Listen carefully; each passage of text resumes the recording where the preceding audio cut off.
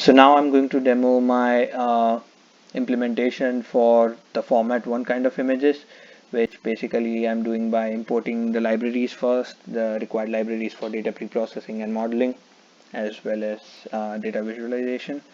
I am using Keras for modeling, and it's using TensorFlow as backend.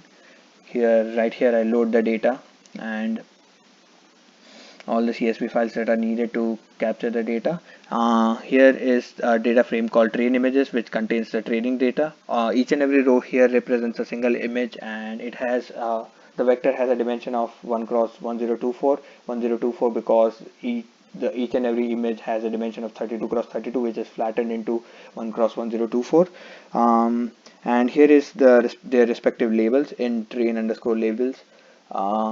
Then I convert each and every image to data type of float 32 and the labels to data type of int 16. Here I've visualized a single image from the whole data set. Then there is a function to convert the labels from int data to one hot encoding. Basically, if I have 5 classes and if any digit from class 1 is present, then I'll have a vector which says 1 at the first index and 0 at the other indexes. So that's what it's doing, as you can see in the y underscore train array, numpy array. Now, as soon as I'm done with this, I start building the model, which is a CNN model, which starts with an input layer and a batch normalization. Then it has a few sets of convolutional and max pooling layers, which is sometimes accompanied by a dropout layer, which makes sure that the network is not overfitting on the training data. In the end, I have some dense layers which are using softmax as their activation function. The convolutional layers use ReLU as their activation function, which is pretty fast, computationally efficient, and they converge faster than softmax. Then in the end, I have an output layer which has 5 classes. I'm using categorical cross entropy as the loss function and Adam as the optimizer, and accuracy is my metric in the end.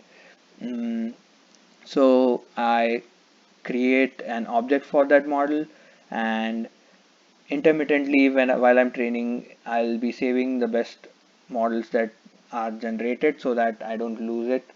So this is the training that I did previously. It took about like 30 minutes to 45 minutes, and in the end, as you can see, the accuracy improved to the loss decreased to 1.0770, which started at around 6.221, so which is basically a clear sign that training happened. And there are like individual losses of individual dense layers, as well as like an overall loss, as well as the accuracy metric for each and every training and validation set.